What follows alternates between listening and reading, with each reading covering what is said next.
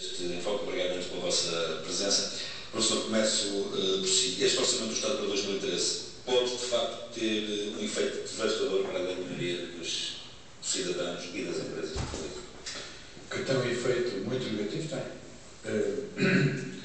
Isso é indubitável, basta... Não voltará, não?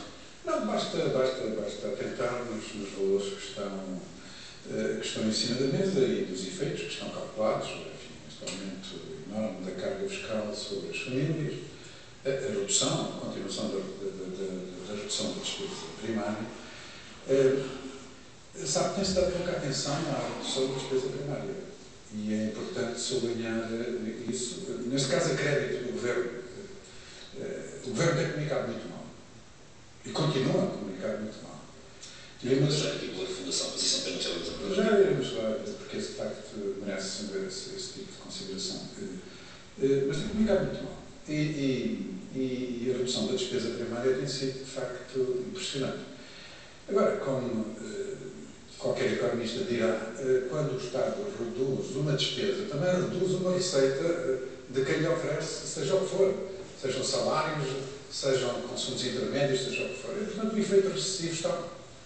Em todo caso, a questão de fundo é fazer um ajustamento fiscal, que isso tinha que ser feito, visto que deixámos ir o país para uma situação de bancarrota e fizemos um acordo com a Troika, que tem o selo típico dos acordos do Fundo Monetário Internacional, que tem os seus prós e contras, e manifestamente, e é uma das coisas que temos em cima da mesa hoje para discutir, em Portugal, este acordo tinha uma hipótese implícita que não se verificou e que é profundamente negativa para o resultado global, que é o de que a União Europeia funcionaria em condições de crescimento normal.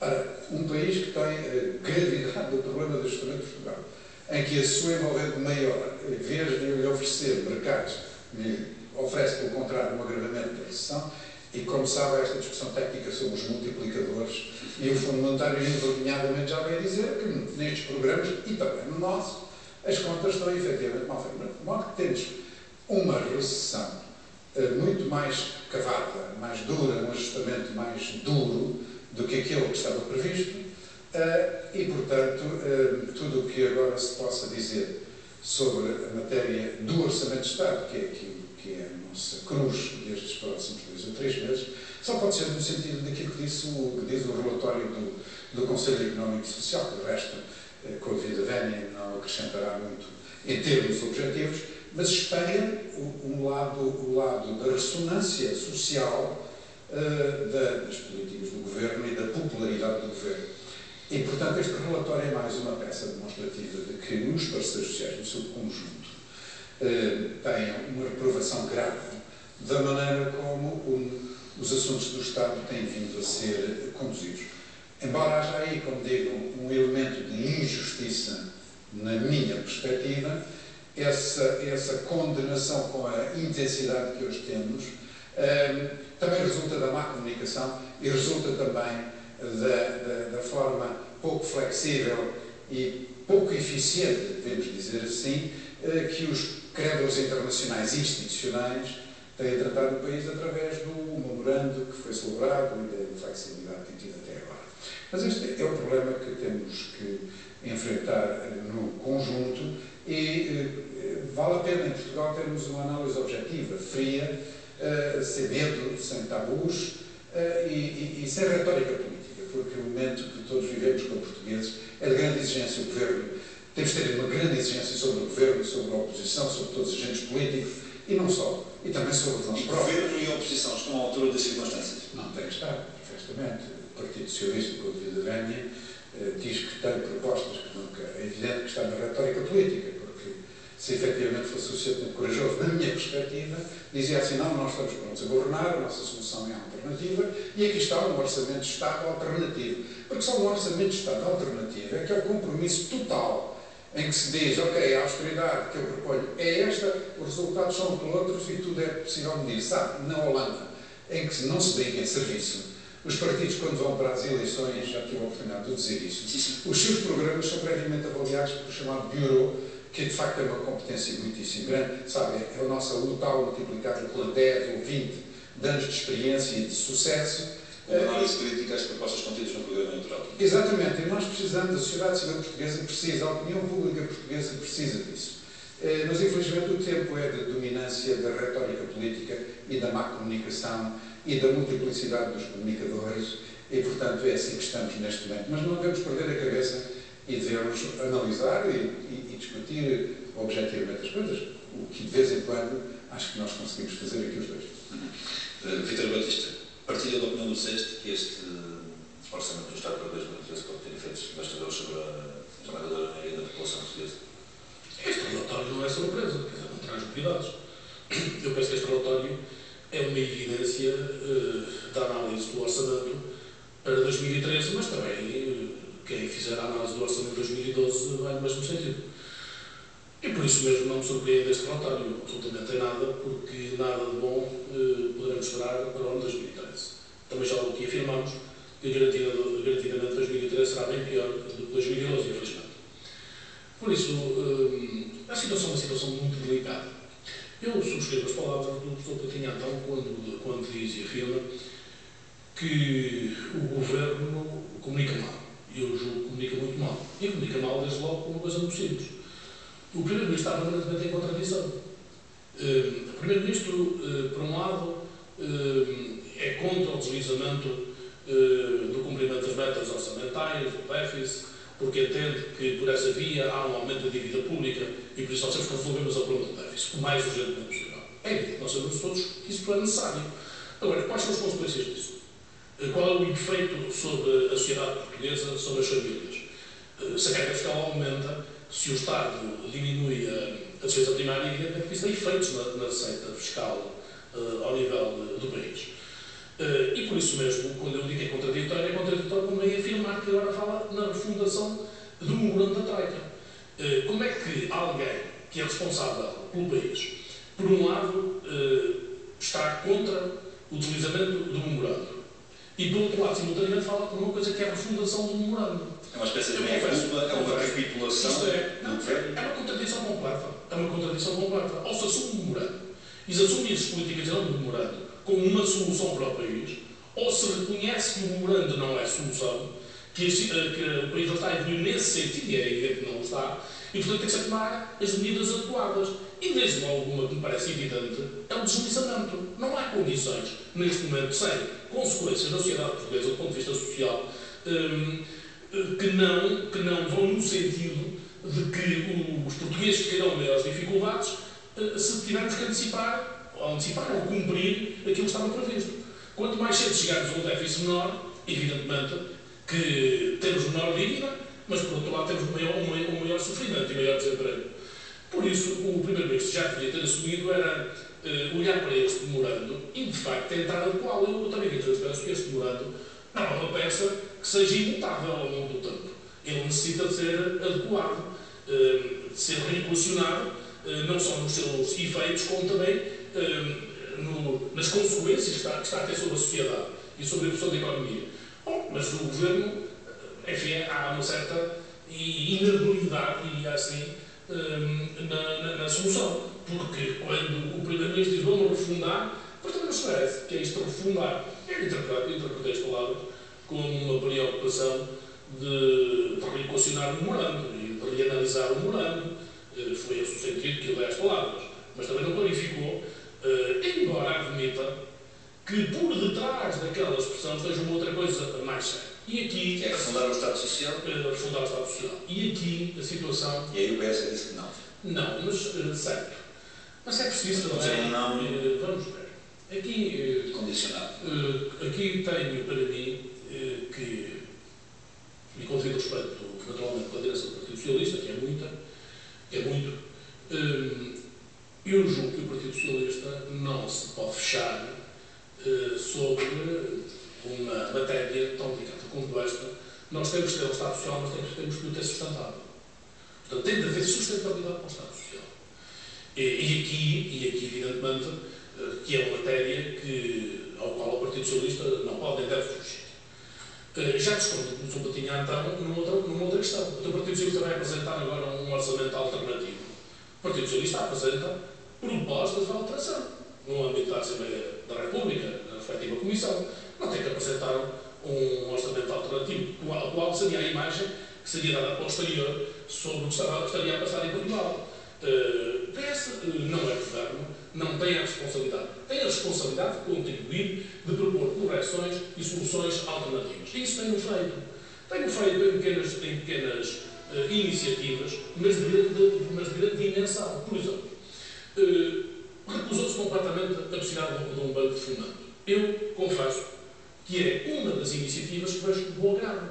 Mas a Caixa Geral de Depósitos não pode cumprir essa função? Eu vou dizer que sem duplicar muito sinceramente penso que não. estruturas, ordenados, despesas? Penso que não. Eu entendo que um banco de fomento é um banco com uma estrutura leve, não uma estrutura pesada. Eu temo que os recursos financeiros que deveriam ser direcionados para as empresas, para ajudar ao crescimento, ajudar à criação de empregos e, sobretudo, a ajudar à estabilização das empresas, tem de se for canalizado para a Caixa de Depósitos aquilo entra lá num saco tão grande que ele desaparece do saco e nem se chega a saber como, nem para onde. Por isso eu penso que a Caixa de Depósitos deve continuar como está a funcionar e agora, ao lado, se fosse criada uma estrutura do género, como um banco de investimento, como um banco de apoio ao setor empresarial, às pequenas e médias empresas, poderia ser a forma que ajudasse a chegar a liquidez a este setor de uma forma mais fácil, menos burocrática e isso poder ter consequências positivas ao nível do crescimento para o país. E, sobretudo, a inovação de estagnar. Nós precisamos, antes de crescer, precisamos de parar esta recessão. A primeira questão é parar a recessão e depois pensar no crescimento. É evidente que as medidas assumidas, se forem numa lógica de crescimento, o efeito é o mesmo. Quando se para uma recessão, já é um sentido de regresso, já é um sentido de crescer. Portanto, depois é preciso colocar a níveis positivos esse crescimento. E aqui este Banco de Fomento poderia ter uma função, e uma função direcionada a um determinado setor. É evidente que este financiamento também não é para ser financiamento a fundo perdido, nem de longe nem de perto, terá de ser pago, quem recorrer a ele terá de financiar-se, terá de pagá-lo, reembolsá-lo posteriormente. Mas a Caixa Geral de Depósitos, tal qual funciona, como a banca comercial está a funcionar neste momento, há uma restrição de crédito absolutamente muito grande. Se nós queremos ajudar a economia portuguesa neste momento, e as pequenas e médias empresas, que são as empresas que mais emprego dão em Portugal, eu julgo que alguma coisa ter-se-á de fazer ao nível da liquidez.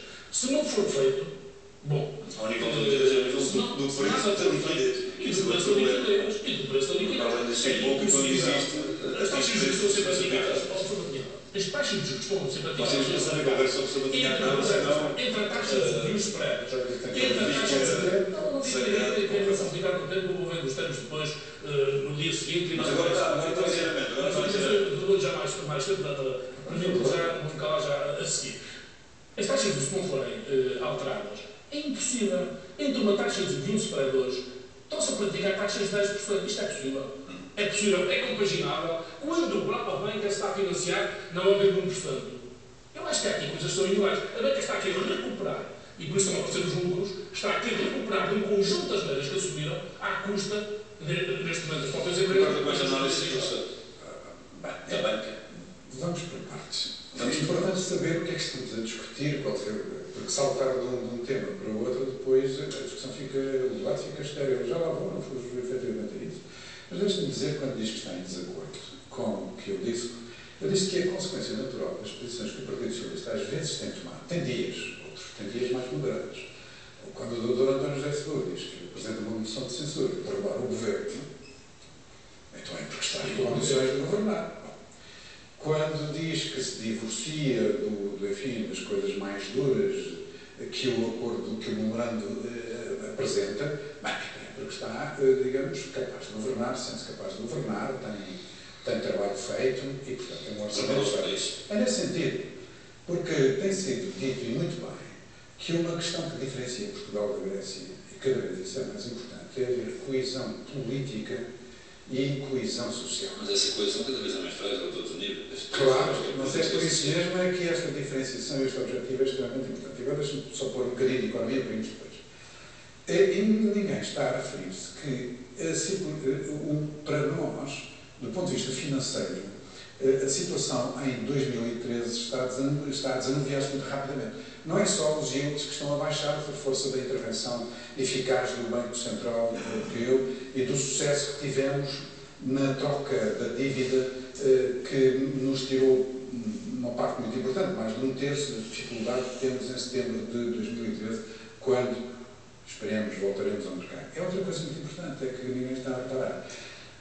E é o lado positivo, digamos, dos credores institucionais. É que no conjunto da dívida que nós temos hoje, se repararmos bem, estamos a falar de 200 milhões, nós vamos ter 78 milhões que são de credores institucionais, o que significa que a pressão para pagar, até porque este crédito é um crédito cuja amortização é longa, está a diminuir.